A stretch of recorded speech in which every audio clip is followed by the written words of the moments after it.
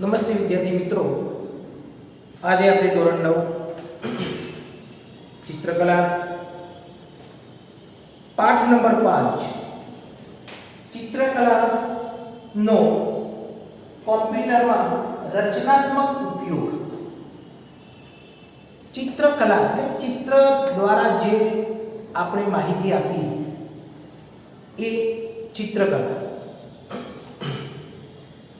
અને પહેલાના જમાનાની અંદર આજથી ઘણા વર્ષો પહેલા લોકો ચિત્ર દ્વારા કોઈ પણ વસ્તુની માહિતી, જાહેરાત કે કોઈ પણ વસ્તુ આપવી હોય તો એ ચિત્રકારો પાસે એના રંગ દ્વારા જુદા જુદા હેતુઓ માટે જાહેરાત અપાવતા અને એની પાસેથી તૈયાર કરાવતા. અત્યારે એની જગ્યાએ કોમ્પ્યુટરમાં એ જ ચિત્રકલાનો, એ જ વસ્તુનો જે જાહેરાત છે તે એ કોમ્પ્યુટરની અંદર ઉપયોગ કરવામાં આવતો હોય છે. તો આ રીતે રચનાત્મક ઉપયોગ થતો હોય છે. તો કોમ્પ્યુટર વિષયની પ્રાથમિક સમજ આજના વિજ્ઞાન અને ટેકનોલોજી યુગમાં આવશ્યક અને અનિવાર્ય છે. દરેકને જરૂરિયાત છે અને એ ફરજિયાત થઈ ગઈ. આજના ઝડપી યુગની અંદર સમયની સાથે જે ગતિ, તાલ જે મેળવવાનો છે એ મેળવવા માટે માનવીએ એની સાથે રહેવું પડતું હોય છે. એટલે આ કોમ્પ્યુટર એક અનિવાર્ય બની ગયું છે મિત્રો. કોમ્પ્યુટર જાણકાર વ્યક્તિ એ ગમે તેવું, ધારો કે જાહેરાત આપવી હોય કે કઈ વસ્તુ બનાવવી હોય તો એ ઝડપી બનાવી શકતો હોય છે. કોમ્પ્યુટરનો અજાણ વ્યક્તિ હોય છે તો એના સમયમાં એને સમયની અંદર થોડો વધારો થતો હોય છે અને એ સમય વધારે બગડતો હોય છે. તો આ રીતે આગળ અનિવાર્ય થઈ ગયું છે, આવશ્યક બની ગયું છે. કોમ્પ્યુટર દ્વારા કોઈ પણ વસ્તુ, વિષય વસ્તુ, આકારો અને જાણકારી સરળતાથી પ્રાપ્ત થાય છે. કોઈ પણ વસ્તુને તમારે સરળતાથી જો પ્રાપ્ત કરવી હોય તો કોમ્પ્યુટર દ્વારા. હવે એ કોમ્પ્યુટરને જે જગ્યાએ મૂકી રાખતા હતા એની જગ્યાએ હવે મોબાઈલ થઈ ગયું છે, એન્ડ્રોઈડ ફોન. એ પણ હવે સમયની અંદર એની સાથે તાલ મિલાવે છે કે ઝડપી કોઈ પણ વસ્તુની માહિતી મેળવી તો આપણા ફોન દ્વારા. ફોન એક કોમ્પ્યુટરનું એક માધ્યમ જ છે, કોમ્પ્યુટર જ છે એન્ડ્રોઈડ. જેથી વિદ્યાર્થીઓને વિષય પ્રત્યે અભિરુચિ જાગે છે અને તેની વિચાર શક્તિમાં પ્રગતિ થાય છે. ક્યારેક પોતાના વિચારોનું સર્જન કાગળ ઉપર વ્યક્ત ન કરી શકનાર, જે વિચારો કાગળ ઉપર વ્યક્ત નથી કરી શકતા એ આ કોમ્પ્યુટરની અંદર કરતા હોય છે. તો વિદ્યાર્થી કોમ્પ્યુટરની મદદથી પોતાની કલ્પનાની રચનાનું સર્જન કરી શકે છે. આજના ઝડપી વિકાસ અને ગુણવત્તાની અપેક્ષા રાખનાર માનવ માટે કોમ્પ્યુટરનું જ્ઞાન આપણી રોજિંદી જીવનશૈલીમાં ખૂબ જ એક જરૂરી છે.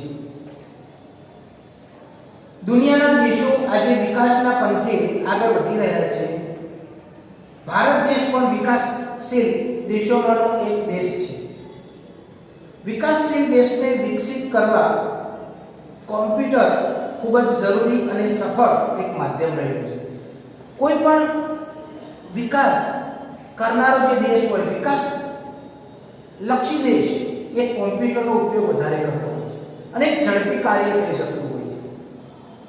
એનાથી જે તે માહિતી મેળવવી હોય, જે તે વસ્તુ અંદરથી શોધવી હોય તો એ વસ્તુ એની અંદરથી મળી રહેતી હોય અને કોઈ પણ માહિતી આપવી હોય તો પણ એ ઝડપી થઈ શકતું હોય છે.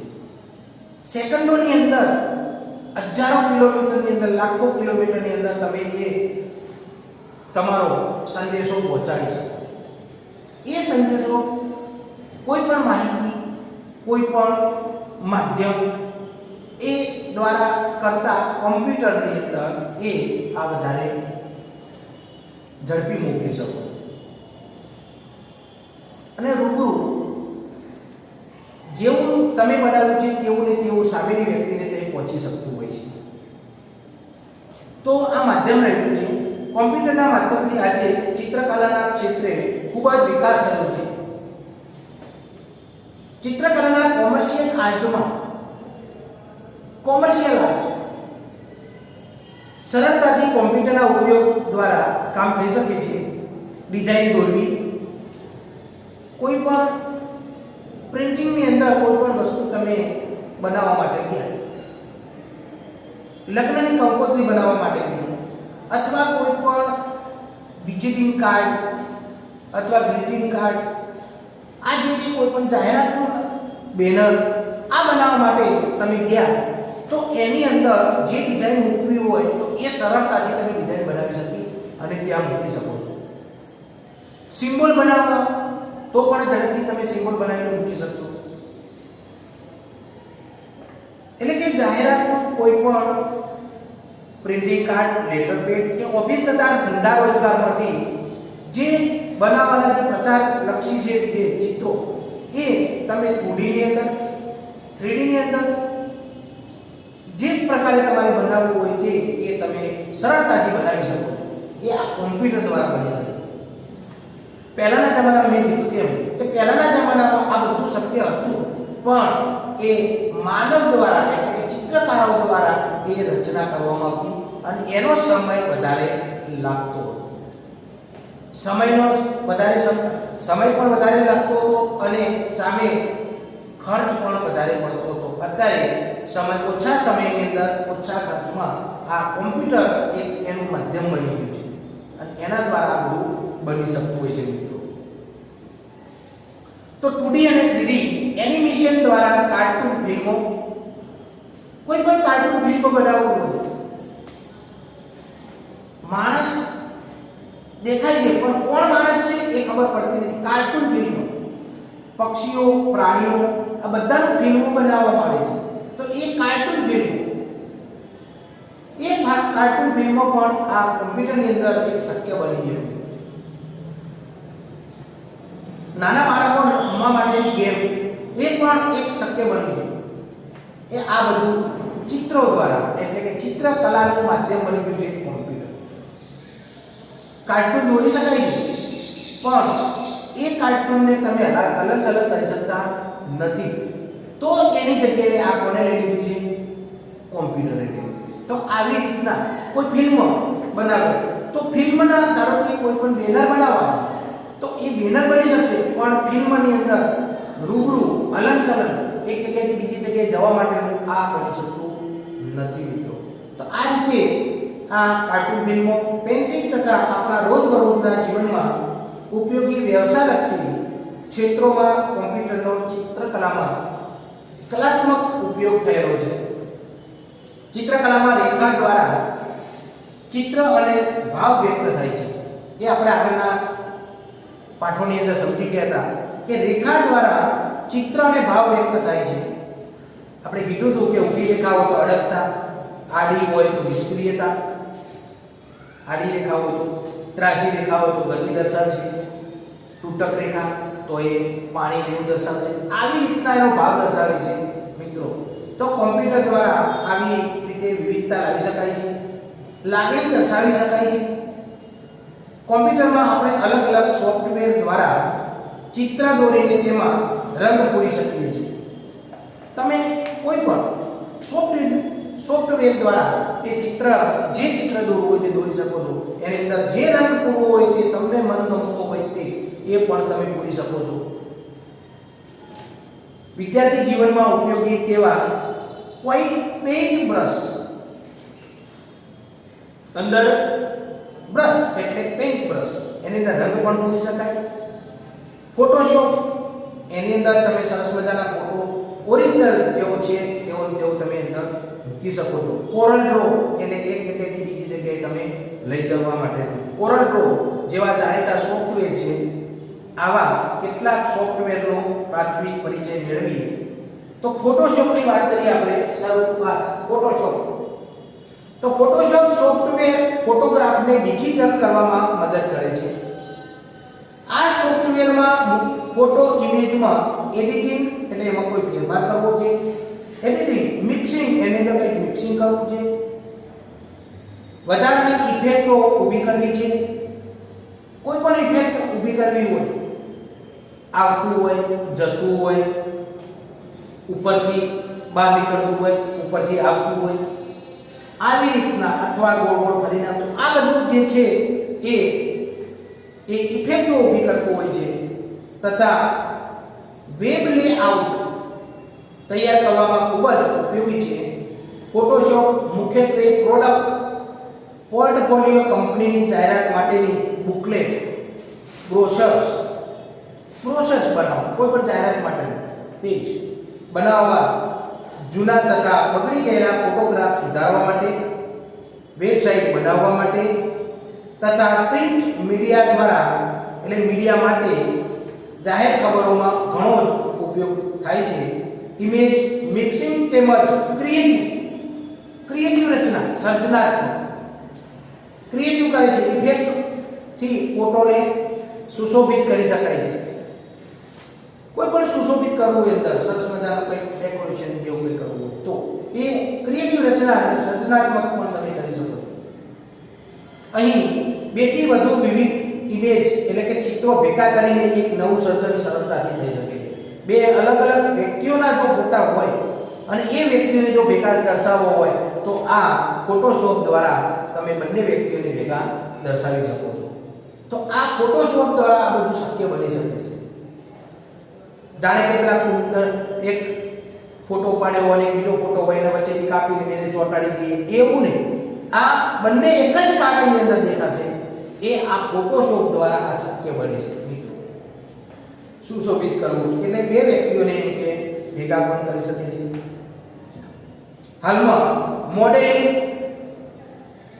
ફોટોગ્રાફ, જાહેરાતની image, 2D 3D painting, flex banner એટલે મોટા મોટા જે બેનરો છે એ પણ ફોટોશોપ સોફ્ટવેરનો વધુ ઉપયોગ થાય છે. તો આ રીતે એ ફોટોશોપનો ઉપયોગ થતો હોય છે મિત્રો. હવે જોઈએ કોરલ ડ્રો. આ સોફ્ટવેરમાં આપણે સરળતાથી લાઈન પણ ડ્રોઈંગ કરી શકીએ છીએ. રેખાઓ જરૂરિયાત મુજબ જાડી કે પાતળી સરળતાથી કરી શકાય છે. આ કોરલ ડ્રો દ્વારા થાય છે. કોઈ જાડી, પાતળી, વધારે ઘાટી, કલરો બદલવા, આ બધું કોરલ ડ્રોની અંદર થતું હોય છે. કોરલ ડ્રોમાં આકારો દોર્યા પછી તેમાં ફેરફાર કરવાના ઘણા વિકલ્પો મળે છે અને જેને તેની બુદ્ધિ ક્ષમતા પ્રમાણે, જેવી બુદ્ધિ હોય તે પ્રમાણે દ્વારા ફેરબદલ કરવાથી મૌલિકતાને મોકળાશ મળે છે. મૌલિકતા એટલે આબેહૂબ, જેવી આબેહૂબતાનું એક પ્રમાણ મળે છે કે જેવું છે તેવું બનાવવું હોય તો પણ આ કોરલ ડ્રોની અંદરથી બને છે. અહીં ચિત્રની ડિઝાઇનમાં, રંગોમાં ફેરફાર કરી શકાય છે. તેમાં વિવિધ પ્રયોગો થઈ શકે છે. રંગ અથવા આકૃતિમાં સ્ટ્રક્ચર, અંદર કોઈ સ્ટ્રક્ચર તમારે કોઈ ડિઝાઇન આપવી છે, ઘણી બધી આપણે સ્ટ્રક્ચરો છે તે પણ આપી શકો છો તમે. એટલે એની અંદર પોત સાફ દેખાય એ માટે સરળતાથી ભરી શકાય છે. ડિઝાઇનને લાઇટ ડાર્ક એટલે શેડ અને લાઇટ, આપણે એને બ્લેક એન્ડ વ્હાઇટ એવી રીતનો શબ્દ વાપરીએ છીએ. એટલે એક બાજુ છાયા પ્રકાશ એવું પણ કહી શકીએ છીએ. તો લાઇટ અને ડાર્ક તેમજ જરૂરિયાત મુજબની રંગ પદ્ધતિ કરી શકાય છે. જુદી જુદી જેવી તમારે જેવા રંગ આપવો હોય તે પ્રમાણે રંગ પણ ઉમેરી શકો છો. ડિઝાઇનમાં એકવાર કરેલું કાર્ય ન ગમતું હોય તો તેને મૂળ સ્થિતિમાં પણ પાછું તમે લાવી શકતા હોય છો. કોઈ પણ ધારો કે તમે કે ચિત્ર બનાવ્યું અંદર કોમ્પ્યુટરની અંદર, તો એ કોમ્પ્યુટરની અંદર ચિત્ર બનાવ્યા પછી તમને નથી ગમતું કોરલ ડ્રોમાં, તો એને પાછું મૂળ જગ્યાએ તમે પાછા લાવી શકો છો. એ આપણે કોમ્પ્યુટર આવડતું હોય તો આ બધું શક્ય બનતું હોય છે મિત્રો. તો કોમ્પ્યુટર જીવનની અંદર શીખવું એક મહત્વની વાત છે અને એ હવેના સમયની અંદર તાલ મેળવવો હોય તો કોમ્પ્યુટર ફરજિયાત શીખી લેજો મિત્રો. જો કે આવડતું જ હોય છે અત્યારના દરેક વિદ્યાર્થીઓને, એટલે એમાં કોઈ શંકા નથી. પણ કદાચ ઓછું આવડતું હોય તો થોડું શીખી લેજો. એટલે આવા એ સ્થિતિમાં પાછું લાવી શકાય છે. તો આ સોફ્ટવેરમાં કંપનીના લોગો, જેનો લોગો હોય એની ઓળખ હોય એ લોગો કહેવામાં આવે. જે કોઈ પણ કંપની હોય તો એનો લોગો હોય એ લોગો દ્વારા થી મળીને આર્ટ વર્ડ એ વાળા ગ્રાફિક્સ બનાવી શકાય છે. હવે આવી રીતના કોરલ ડ્રો દ્વારા બધું ચિત્રની અંદર શક્ય બનતું હોય છે. હવે જોઈએ પેઇન્ટ. પેઇન્ટ એટલે ચિત્ર.